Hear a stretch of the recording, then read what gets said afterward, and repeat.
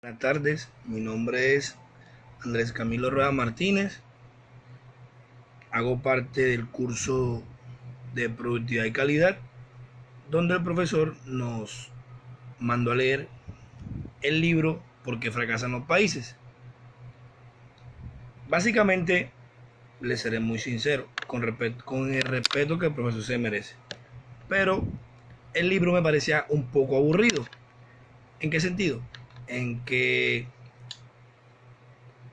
era muy numeroso en páginas, primero, y por segundo lugar, que yo decía, pero ¿para qué saber por qué fracasan los países? Si se supone que eso lo sé.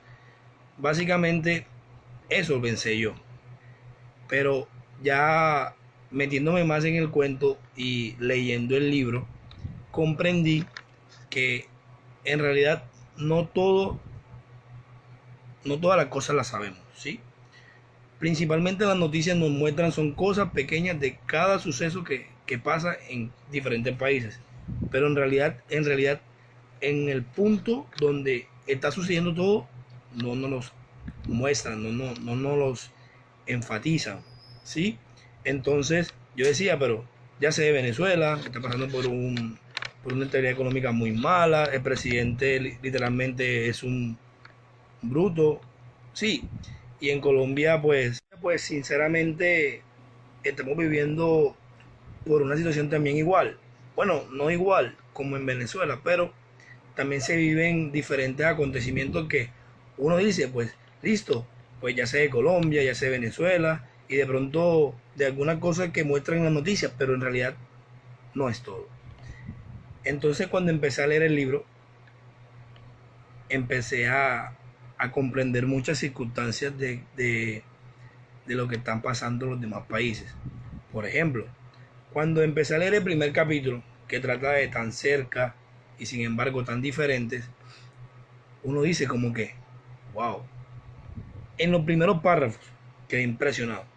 ¿Por qué? Porque es que nos muestran dos localidades en diferentes países, pero muy próximas, o sea, muy cercanas entre sí. Estoy hablando de Nogales en Arizona, Estados Unidos, que es la parte norte, y Nogales, Sonora, en la parte de México, pero es sur. Básicamente, diferentes países, una misma localidad, pero con, con una diferencia en los aspectos económicos, sociales, culturales, ¿sí? Que le estaré mencionando en los próximos minutos. Venía comentando, eh, existe una localidad que viene siendo Nogales, pero en diferentes países. En cuanto a Nogales, Arizona, que está ubicado en Estados Unidos, que es la parte norte, y Nogales, Sonora, que está ubicado en México y viene siendo la parte sur. En cuanto a Nogales, Arizona, Estados Unidos, parte norte, pues básicamente se diferencia demasiado a Nogales, Arizona, a Nogales, Sonora, en México, en la parte sur, ya que en Nogales, Arizona, manejan una buena salud. Como podemos darnos cuenta, Estados Unidos es un país súper potencializado, ¿sí? Es una potencia mundial y tienen una súper buena salud.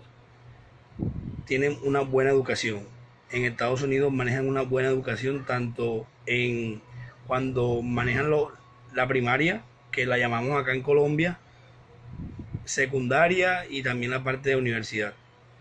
A diferencia de que, bueno, más tarde le estaré mencionando sobre la parte opuesta, que es Nogales, Sonora, en México. Además de tener una buena educación y una buena salud, también tiene una participación política y económica estupenda. Sí, podemos darnos cuenta que allá sí se tiene voz y mando en cuanto a las participaciones políticas. A diferencia bueno, tomándolo como ejemplo acá en Colombia, que básicamente acá los políticos simplemente se manejan por tener un corbatín y son demasiados injustos en nuestra sociedad. Ahora bien, vamos a hablarle sobre Nogales, Sonora. En Nogales, Sonora es lo contrario de Nogales, Arizona, que en Estados Unidos. En Nogales, Sonora, a pesar de que está en México, ¿sí? Podemos darnos cuenta que siempre hay un bajo nivel de educación. O sea, literalmente su educación allá es pésima. Es pocas las personas que terminan la primaria. Y como nos comentaba el libro, siempre por lo general nada más existían personas que iban al colegio y eso, de vez en cuando, porque los papás los obligaban, pero no existía ese amor y ese cariño por la educación en esa localidad. También tenemos una alta mortalidad, o sea, muy alta en Sonora. Y además de tener una alta mortalidad, básicamente se maneja una corrupción pésima. O sea, ahí los políticos literalmente solamente entran al poder para robarse el dinero y como se terminan robando el dinero, no tienen ese espíritu por ayudar a crecer esta localidad. Y además de eso, pues invertirle demasiado a lo que es la educación y a su mismo territorio. Y además de eso, o sea, si no tiene educación, tiene una alta mortalidad, su corrupción es pésima y además de eso, obviamente influye lo que es la inseguridad. Una inseguridad que, a diferencia que en Estados Unidos se vela mucho por la seguridad, allá ponen literalmente normas por todo. O sea, allá se cumplen o se cumplen. En este caso, en esta localidad es muy diferente. Y esas son las diferencias que le puedo sacar de esta localidad. Haciendo mi resumen del capítulo 1 de las localidades, de la localidad, perdón, de Sonora, en cuanto a las diferencias en países. Ahora bien, vamos a hablar del capítulo 2 del libro, que viene llamándose Teorías que no funcionan. Bueno, aquí en el segundo capítulo se llevan varias hipótesis que abarcan la desigualdad mundial que se origina en los países. O sea, que abarcan en la desigualdad mundial para que los países fracasen, que vienen siendo tres hipótesis. La primera viene siendo la hipótesis geográfica. La segunda viene siendo la hipótesis cultural. Y la tercera viene siendo la hipótesis de la ignorancia. En la hipótesis en la hipótesis geográfica, pues aquí existen los países prósperos en unas latitudes normales o más que todo templadas. ¿Cómo así latitudes templadas? Pues bueno, básicamente son zonas tropicales y semitropicales, que vienen siendo donde los habitantes holgazanes son nada curiosos, ¿sí? Y que también ahí no hay producción agrícola efectiva. O sea, la tierra es muy mala para poder garantizar un cultivo adecuado.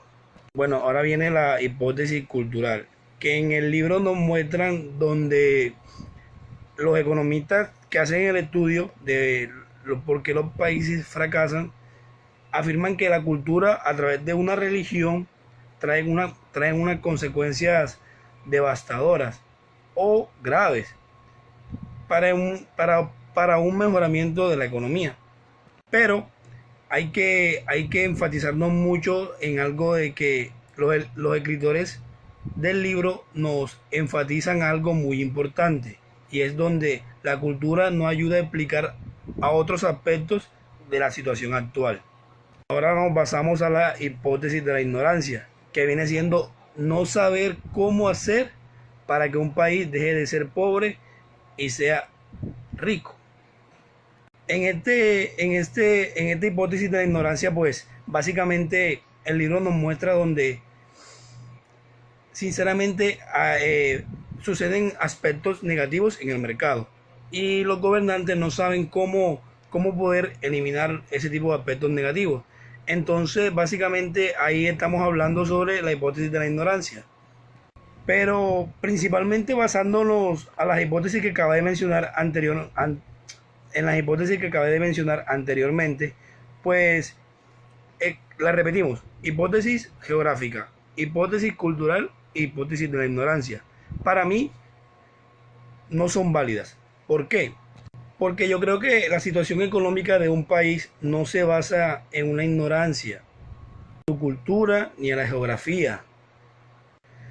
Básicamente los países pobres son pobres porque no tienen el poder de tomar unas buenas decisiones que crean que un país salga adelante. Básicamente podemos ver que existen muchos países que tanto en Latinoamérica son pobres de mente. ¿Cómo así? O sea, su espíritu para poder avanzar es muy pequeño, y eso hace que se meta más en la corrupción. O sea, que piensen más lo que voy a robarme a lo que voy a meterle al país para poder prosperar, para ser un país exitoso y salir de la pobreza. Ya terminando el capítulo 2, ahora pasemos al capítulo 3, que tiene como nombre la creación de la prosperidad y la pobreza. Bueno, el capítulo 3 nos enfatiza mucho la economía paralelo 38, que viene siendo el desarrollo económico de Corea del Norte con Corea del Sur, que son muy distintos. Aquí le hablaré un poco sobre el desarrollo económico de Corea del Sur y Corea del Norte. En cuanto a Corea del Sur, apoyan demasiado el crecimiento económico, dan créditos y subsidios a empresas prósperas, y además de eso, sus políticas de fomento a la innovación y exportaciones. Básicamente, Corea del Sur es un país que, a pesar de haber tenido problemas en años atrás, se ha mantenido y ha buscado una mejoría año tras año, ¿sí? Este capítulo me hace recordar mucho el capítulo 1, donde existen las localidades con Estados Unidos y México. Bueno, aquí viene siendo de un mismo país, pero Corea del Sur y Corea del Norte. Ahora vamos a hablarle un poco sobre Corea del Norte. En cuanto a la situación económica de Corea del Norte, pues ya es lo opuesto a Corea del Sur. Aquí Corea del Norte manejan un sistema Juche, que el sistema Juche viene siendo como que este sistema es como la autodependencia, ¿sí? Fue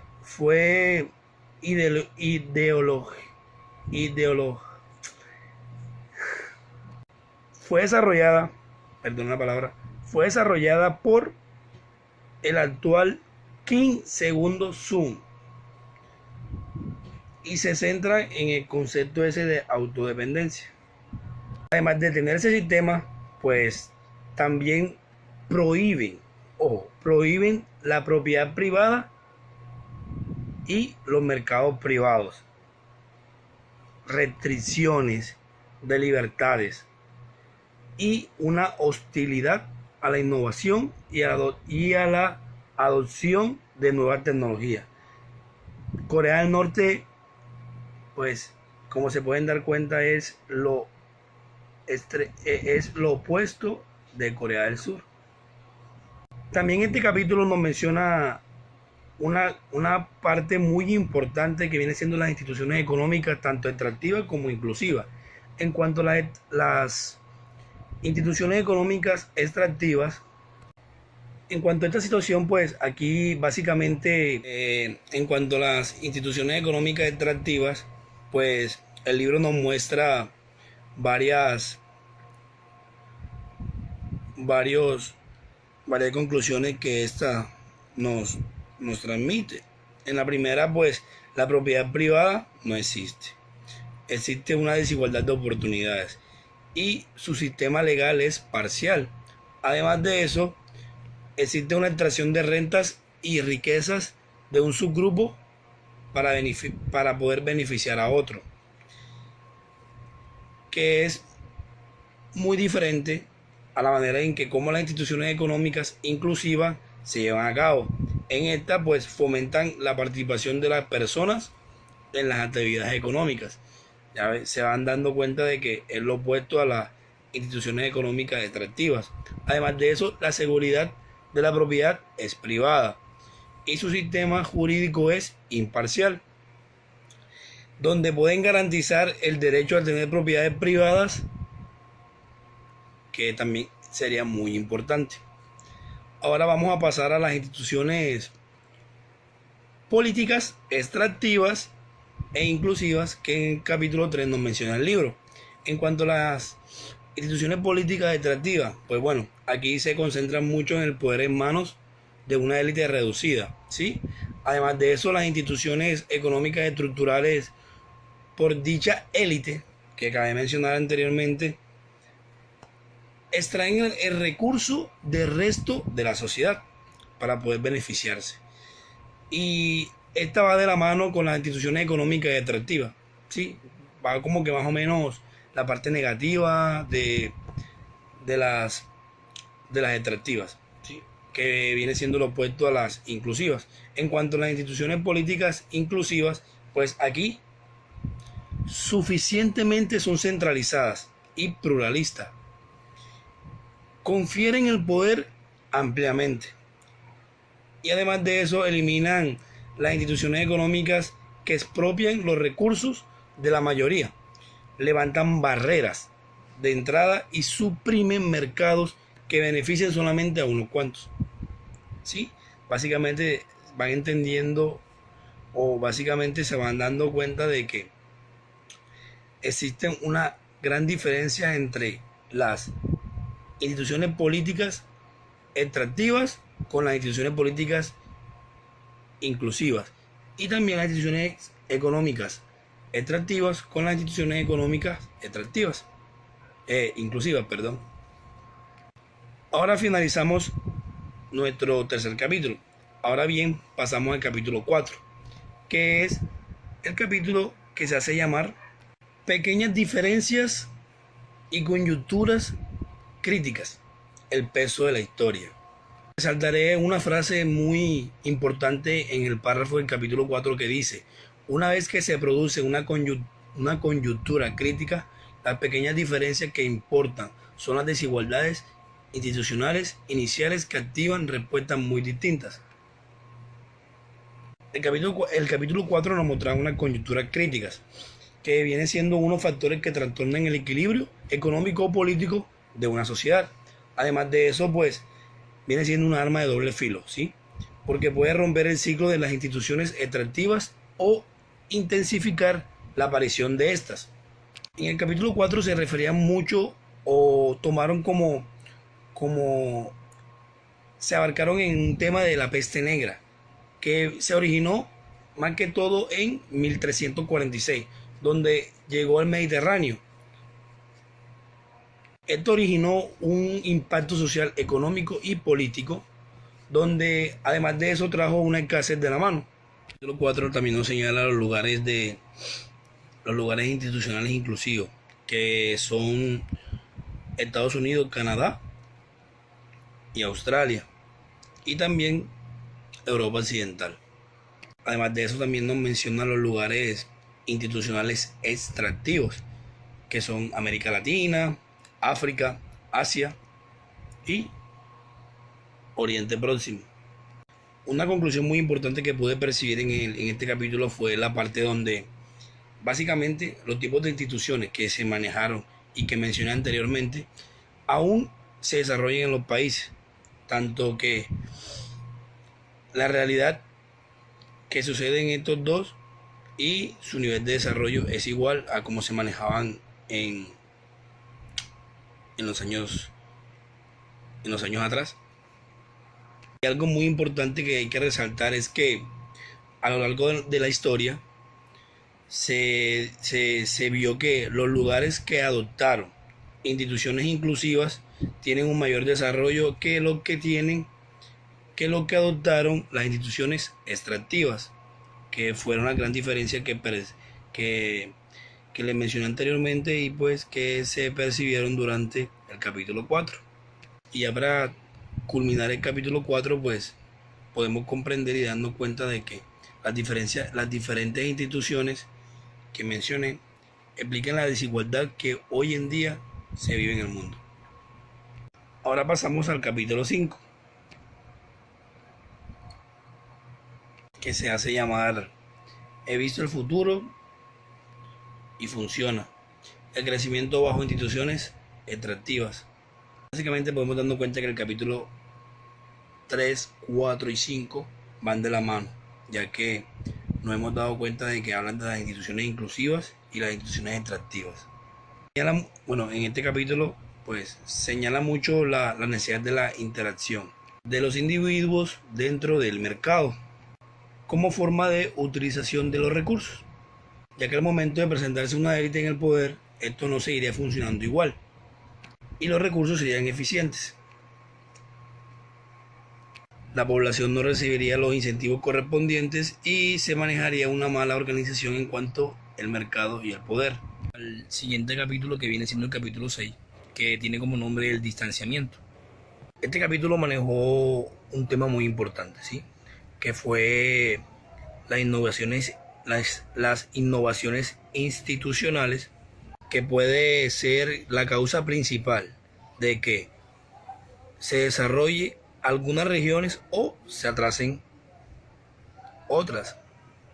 Tras la aparición del Imperio Romano en lugares como hoy en día se llama Inglaterra, se continuó un legado político y económico de instituciones inclusivas.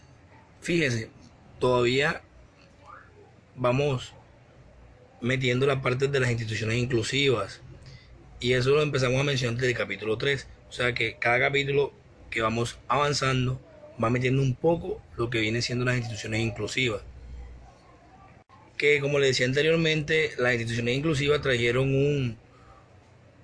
un desarrollo económico muy avanzado, que vinieron siendo lo que hoy llamamos en día la revolución industrial, en donde el pensamiento de los agricultores se convirtieron a ser unos pensamientos de un comerciante. En cuanto en Venecia, pues que a pesar de haber tenido un auge económico, después de la caída del Imperio Romano, empezó a decaer rápidamente, hasta llegar a un término de una crisis debido a una creación de élites que buscaban monopolizar siempre el poder. Voy a resumir gran parte de los capítulos que mencioné, ¿sí? Con respecto al libro, ya que pues voy a hablarles un poco sobre una diferencia muy importante que me gustó mucho, que fue la parte donde sacamos una diferencia muy buena entre Estados Unidos y México,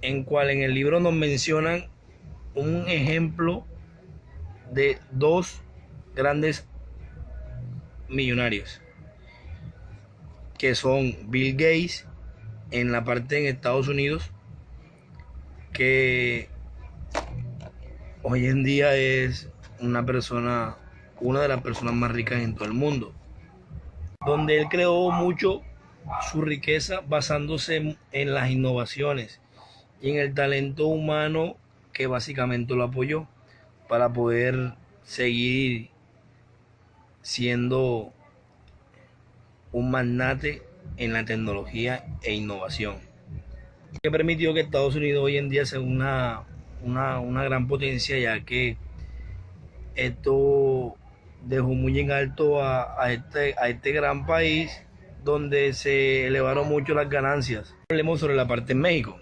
que también es otro millonario que ha tenido unos altos ingresos basándose en monopolio. El nombre de este señor es Slim, mexicano, reconocido, y lo mencioné en el libro. donde, como le decía anteriormente, sus riquezas se han basado prácticamente en unos monopolios, que como todos sabemos los monopolios son mercados, es donde existe solo un mercado, donde los consumidores deben comprarle sí o sí. Esto es muy perjudicial para la economía de un país, ya que no permite que nazcan nuevos negocios y que tampoco exista competencia entre otros mercados y esto no permite que la economía avance, crezca, ya que solamente va a estar estancada en que una sola persona se enriquezca, que viene siendo este señor, basándote por medio de estos monopolios. También no simplemente manejan los monopolios donde se enriquece, sino que también crean unas barreras. Esas barreras son las que también permiten que su riqueza sea muy abundante. También evitan las oportunidades, ¿sí? Bloquean las oportunidades en ese ámbito, ya que podemos ver que a diferencia de Estados Unidos, en Estados Unidos crean muchas oportunidades. Ahí incentivan mucho a las personas a salir adelante. Y en México no. Entonces esto permite que la sociedad sea excluida, ¿sí? Porque, solamente va a existir una persona que es la que tiene el poder en todo el mercado. Y esto permite que básicamente los ingresos en todo el país sean muy bajos. Ya viendo los tipos de comparaciones de los países, esto nos hace darnos cuenta de que detrás de todas las economías podemos darnos cuenta que está la política. Está el Estado aplicando las leyes donde nivela el campo de juego. Que esto quiere decir donde garantiza unas leyes donde hay que cumplirlas para que puedan el país ser organizado y ordenado bajo las implementaciones de los mercados. Este tipo de políticas sostiene mucho y ayuda demasiado al país para que sea muy abundante y siga creciendo. Por eso es que hoy en día, pues, básicamente vemos la gran potencia que es Estados Unidos a diferencia de México. Básicamente para crear una nueva sociedad inclusiva tenemos que alejarnos de las instituciones extractivas, ya que estas instituciones, como lo mencioné anteriormente en los capítulos anteriores y al principio del libro, pues esto no nos lleva a nada bueno, ¿sí? Esto lo que trae es un bajo despliegue en la economía y en la sociedad de un país. Tenemos que enfocarnos son en las instituciones inclusivas, que estas sí nos permiten y nos dan un gran avance a la economía del país. La problemática política no se basa simplemente en los gobernantes, sino que eso también está muy enfocado en nosotros. Que nosotros tenemos voz para poder decidir de quién puede hacer lo que nos dirigen a nosotros como un país. Y además de eso, de lo cuales nosotros también elegimos para implementar las leyes. También podemos sacar nuestros propios intereses y donde podemos organizar las ideas para que ellas puedan ser abarcadas en el poder y en el Estado. Esto me permite a mí concluir de que es responsabilidad de todos poder garantizar un bienestar a nuestro país. Ahora bien, ejerciendo una institución inclusiva donde nos permite llegar a tener una grande prosperidad. Y para poder tener una gran prosperidad debemos mover a la sociedad a que pueda influir demasiado en la parte inclusiva para poder así manejar un poder limpio, cero, sin corrupción, donde esto garantiza un buen futuro para cada uno de los países que podemos mencionar, ¿sí? Básicamente podría ser en Colombia, Venezuela y en toda Latinoamérica. Ya para finalizar, pues vamos a hacer una comparación muy muy grande con respecto a la situación que se está viviendo ahora en Colombia. Hoy en día podemos darnos cuenta de que estamos viviendo una situación muy grave, ya que el Estado colombiano ha decidido implementar que en invertir 3.000 billones aproximadamente de pesos en la guerra, cosa que dejó de invertirle a la educación. Ya han habido semanas de donde el país ha estado en una situación muy grave, ya que nuestro presidente se ha, se ha mantenido con su palabra de mantener mucho la guerra, ¿sí? De llevar a cabo la guerra para poder así centralizar las justicias en Colombia, ya que él dice que para poder tener un país libre y en paz debemos tener este tipo de acontecimientos e invertirle bastante a la guerra. Básicamente yo no apoyo esta parte, ya que yo tomo un ejemplo claro de hace 4 años donde yo hice parte de las fuerzas militares, sí, fui cadete regular de la Escuela Naval Almirante Padilla, donde estuve por 2 años. Principalmente yo digo de que no necesariamente necesitamos guerra para poder tener paz. Y tampoco es que yo esté a favor del expresidente Juan Manuel Santos, pero gracias a su proceso de paz podemos estar un poco tranquilos, ya que se han disminuido más que todo las situaciones de enfrentamientos, guerras, las situaciones donde había muchas muertes en soldados y situaciones de artefactos y bombas. En esta situación también tuvimos, mi familia y yo vivimos una situación muy difícil, ya que fuimos, ¿cómo se dice la palabra? O sea, fuimos heridos directamente porque en nuestra casa, en el Carmen de Bolívar, colocaron un artefacto, un cilindro bomba, que esto causó que mi familia lo perdiera todo. Gracias a Dios nosotros no nos pasó nada, porque mi papá, antes de ser activado el cilindro, mi papá nos llamó y nos metió debajo de la cama. Pero básicamente hoy en día, gracias a Dios y a las buenas decisiones del expresidente Juan Manuel Santos por inculcar la paz, ya hoy en día creo que no existen ese tipo de personas que viven esa violencia. Bueno, hablo en voz propia, en mi pueblo ya eso no está pasando. Y fue un acontecimiento muy difícil para mí, para mi familia, porque nos tocó empezar desde cero, literalmente desde cero. Perdimos nuestro hogar y básicamente los negocios que en ese momento teníamos una tienda súper cerca, ya que mis papás son comerciantes, y el Estado principalmente no nos dio ni un peso para nosotros poder restablecernos de esa situación que vivimos.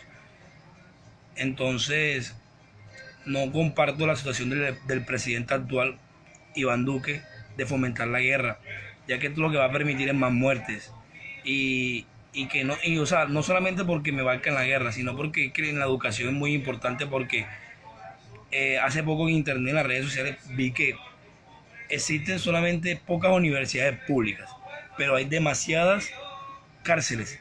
Entonces, demasiadas cárceles para pocas universidades. Esto conlleva que hace falta educación. Nosotros, existen personas que básicamente solamente llegan hasta la primaria, porque no tienen ese privilegio de estudiar en una universidad. A Dios gracias, nosotros tenemos la oportunidad de estar en una buena universidad que básicamente nuestros papás hacen el esfuerzo. Es que principalmente nuestros papás no tuvieron ese privilegio que tenemos hoy en día nosotros. Entonces, siempre mis papás me dicen como que Andrés, sé mejor que nosotros.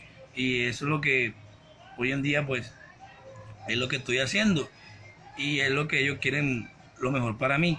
Pero en realidad no comparto mucho la parte que se está manejando hoy en Colombia, donde se está fomentando más la guerra que la educación. Y es donde yo he compartido en mis redes sociales la parte donde apoyo mucho las marchas públicas. No he podido asistir, no porque no quiera, porque me agrada esto, donde apoyo esta parte de la educación pública, porque es que básicamente nosotros necesitamos mucho la educación. Además, para salir de la ignorancia, de salir de un país corrupto, que a veces estamos conviviendo por los mismos políticos de siempre.